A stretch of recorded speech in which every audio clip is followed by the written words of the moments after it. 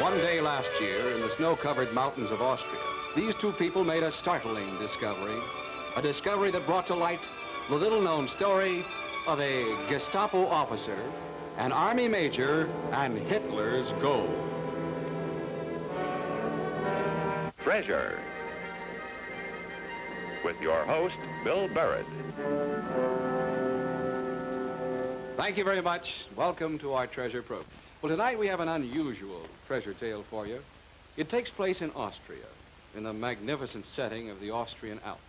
It concerns the struggle between two men, both of them in the German army during World War II. The struggle over the secret location of a rich gold mine in the mountains. Now let's return to the ski slopes of the Austrian Alps and those two skiers who made that discovery that brought this story to the attention of the world.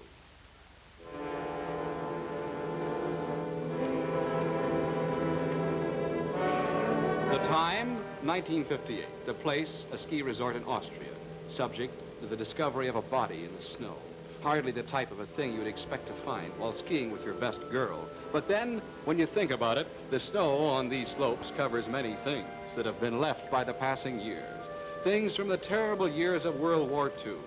And as his girl left to get help, this young man wondered what story this dead man could tell. He could see that there was a uniform covering the body. The uniform of a member of Hitler's armed forces, a grotesque reminder of the Nazis, preserved in the snow in this high elevation, undiscovered till now.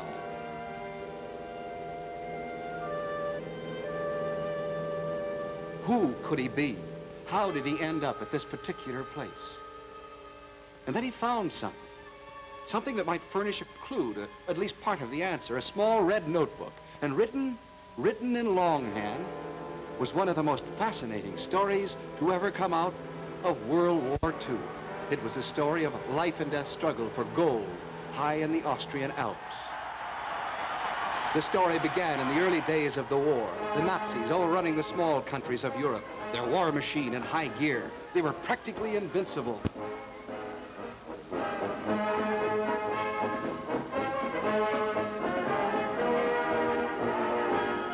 From the submarine pens at Kiel, Bremerhaven, Dusseldorf, the undersea craft shipped out to sea, they wreaked havoc upon the Allied ships.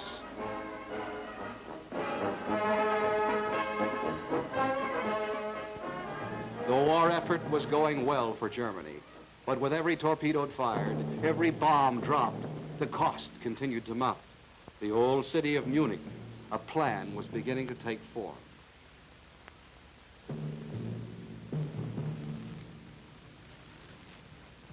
The Allied bombers were taking their toll of Germany's factories every day. And the Third Reich was laboring round the clock to keep up with the demands of the war effort. The government desperately needed more money. And in an old house on Maximilian Street, a little man with big ambitions had already started working on this problem. His name was Herr Fetzi. He was a mining expert, a loyal Nazi.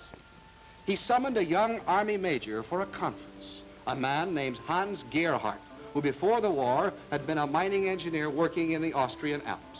Herr Fetzi explained that this project had top priority with the Nazi government. In fact, the Fuhrer himself had said, this project must succeed without fail. And then he went on to explain that Gearhart had been assigned to reopen a gold mine in the little town of Badgastein. At one time, this mine had been a rich source of gold, but then the ore had been worked out. Now it was up to Gearhart to reopen that mine, to try to find out whether there was still a rich vein of gold in the earth surrounding the mine shaft. Gold that could help save the war effort. Herr Fetzi reminded Major Gearhart of the rewards if he succeeded in finding that gold. But he added, if you should fail, the Fuhrer would be very upset. The next day, Major Gearhart was on his way to Badgastein.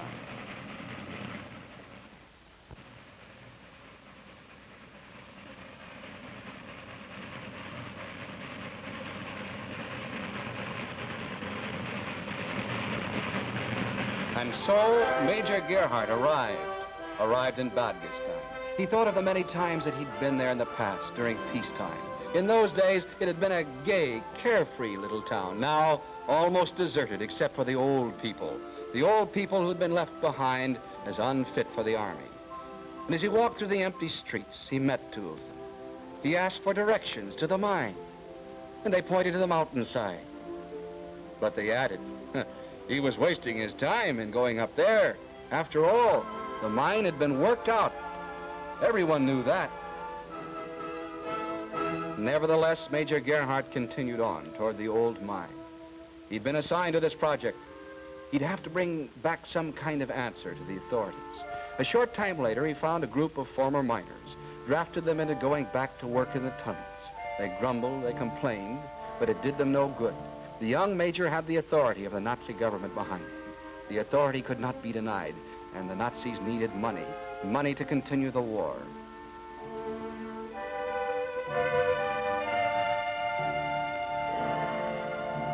And so they headed for the old mine shaft, a collection of unwilling recruits. Major Hans Gerhardt, who in his own way, in his heart, was the most unwilling one of all.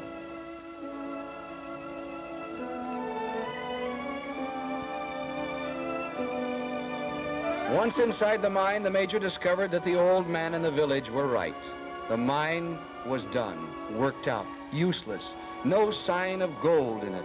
And so he left it behind and went into the mountains. He knew that his superiors expected him to make an exhaustive search, a search of the entire area in an effort to find gold, gold that could be used to finance the war with the Allies.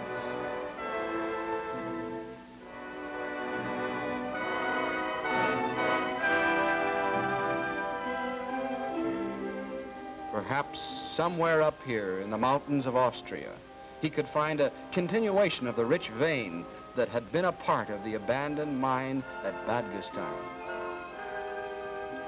If he did find it, it probably would mean a promotion for him, perhaps even a much larger reward. In the back of his mind, though, Hans knew that he really hoped he wouldn't find it. He had his own personal reasons. His own reasons as he began to ski down the long slope. His thoughts went back to the years before the war. He'd worked, he'd lived in these magnificent Alps. Life had been good then. With his mother, his father, he'd lived in a small village not far from here. There'd been a girl that he planned to marry one day. The future looked bright. His thoughts went to those days of peace. But now, all that changed. His mother and father killed. His girl sent to Berlin to work in the army. He hadn't seen her for over a year. And suddenly the war and everything that went with it seemed useless and futile. It would end tomorrow.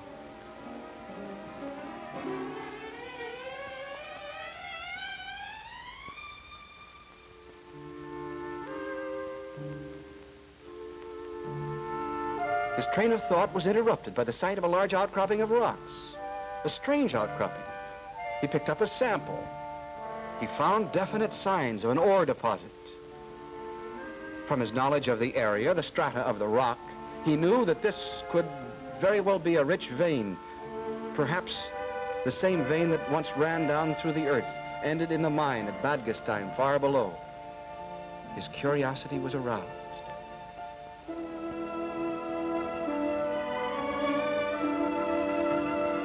Now he had to know the answer, even though he wanted no part of helping the Nazi war effort.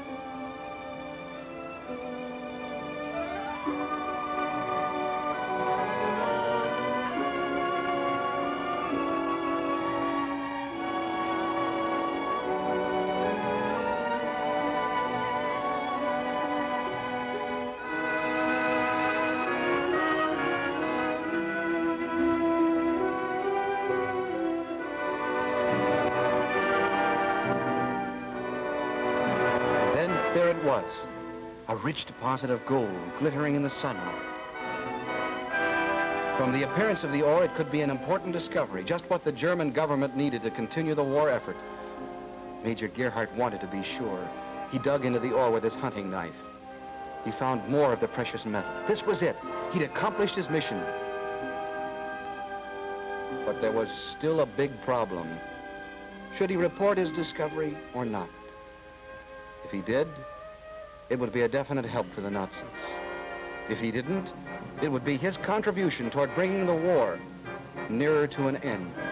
By triangulation on the surrounding mountain peaks, he was able to definitely establish the position of the gold ore deposit.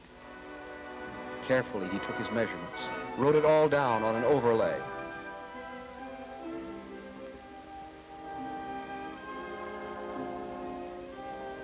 And then folding it carefully, ever so carefully, he put it away in his pack for safekeeping. He was ready to leave. But he forgot one thing, his hunting knife, still stuck in that log. In his concern over the discovery of gold, he neglected to take the knife with him.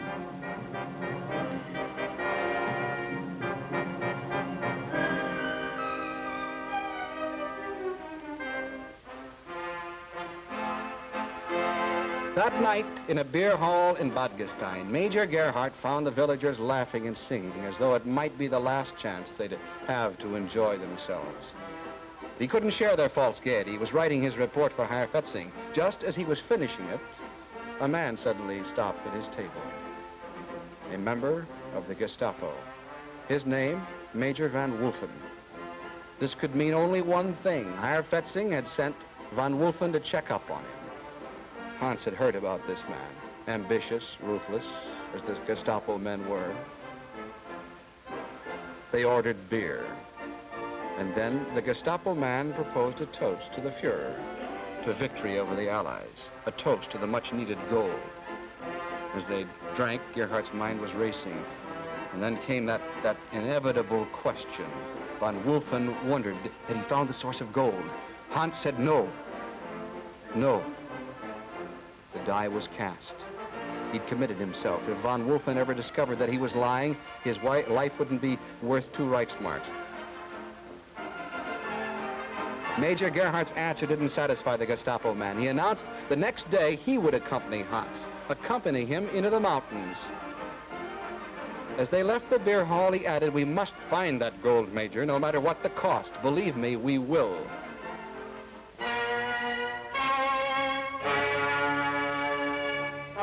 The following morning, they went into the mountains, the Alps, near Badgastein. Major Gearhart tried to throw von Wolfen off the track, telling him that the ore deposit couldn't be possibly where he thought it was, but the Gestapo man was stubborn. He insisted in making all of the decisions.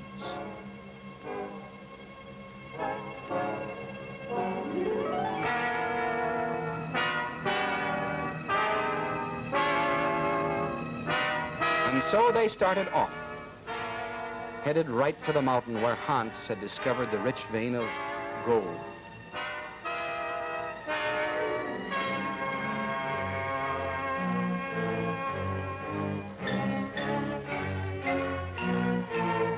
The next day, they were getting uncomfortably close to the site of the rocks where Hans had found the gold that could save Germany. He was desperately trying to think of a way to throw them off their course. It wasn't easy. Von Wolfen seemed to have an uncanny way of knowing where to look for the precious metal. It was impossible for Hans to dispose of him with a bullet because von Wolfen had brought along 3 armed men from the Nazi ski troops.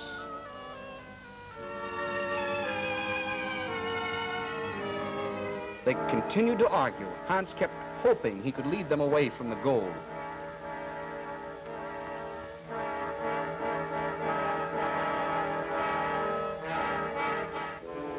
Then it happened. He removed his pack. The notebook fell out into the snow. Von Wolfen saw it, picked it up.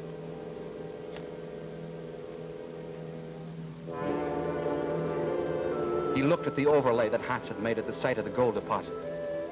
That was all he needed to see.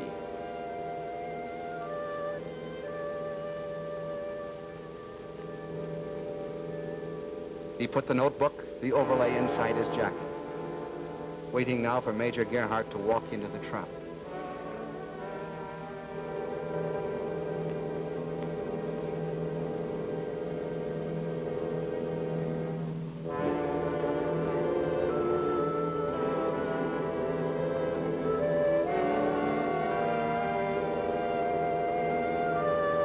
Hans looked. The notebook, the overlay were missing. There could only be one answer. Von Wolfen had them.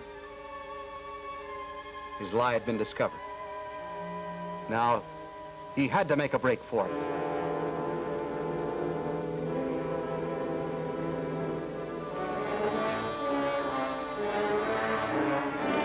Von Wolfen determined to bring him back. He mustn't be allowed to escape.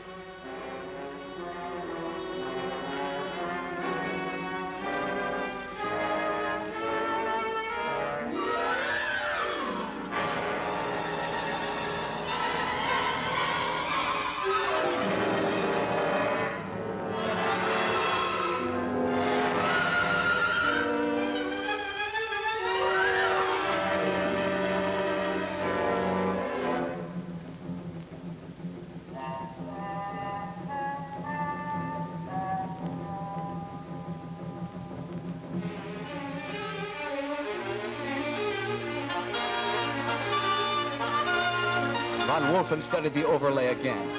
Now he would have his chance. Now he could find the gold, prove his worth at the Third Reich. The Fuhrer would reward him handsomely.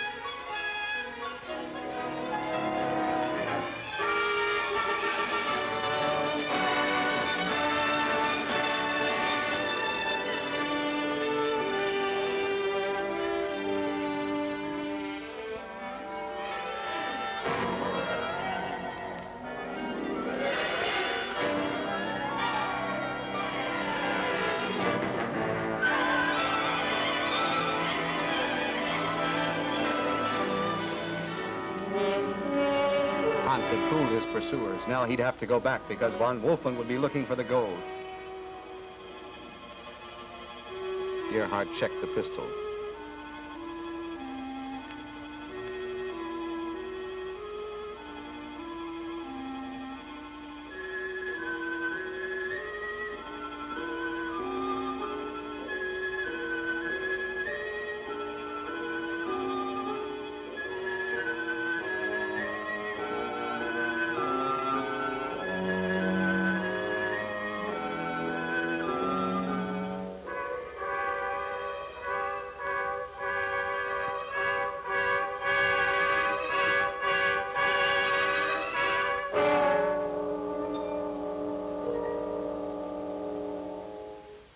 Von Wolfen had already reached the outcropping of rocks, and there, still stuck in the log, was Major Gearhart's hunting knife.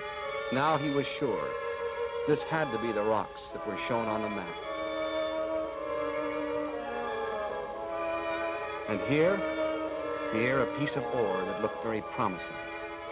With Gearhart's knife, he decided to cut into that piece of ore to see if there was really gold.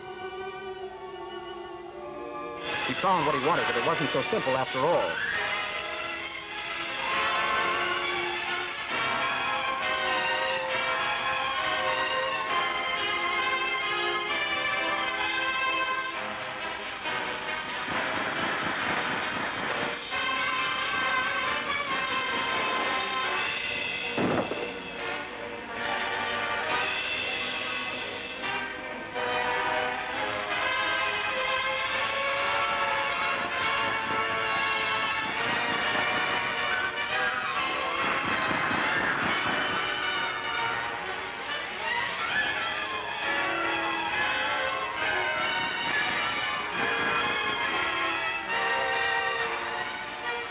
Gearhart was out of ammunition.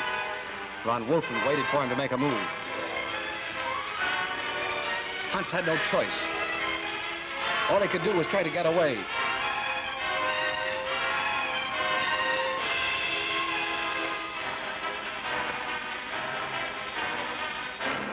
Von Wolfen wasn't so lucky. The gunfire had started an avalanche.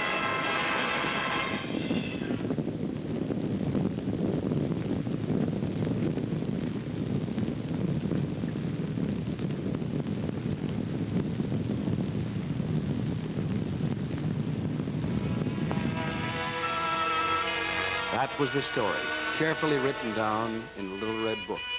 Unknown until a skier found Major von Wolfen's body, buried in the snow just last year. His girl returned with the men from the ski lodge. They would have to take the body back. They would have to notify the police.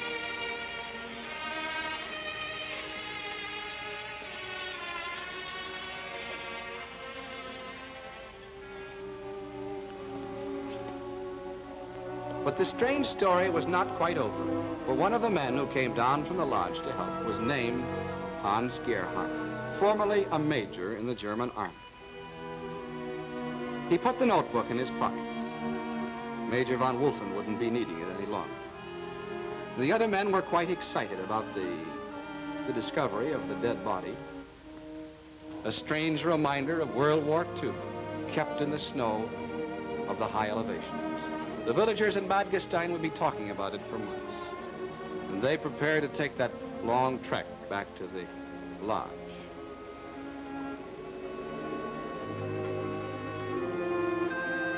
And Hans took the overlay that he'd drawn so many years before and tore it up. For several years now, the gold that he'd found on the mountain had been put to good use. It was used to help a Germany dedicated to peace. But then, thought Hans, that's something that von Wolfen wouldn't understand. The struggle for Hitler's gold had come to an end. And his mind went back to the words of von Wolfen in the beer hall. We must find the gold, no matter what the cost.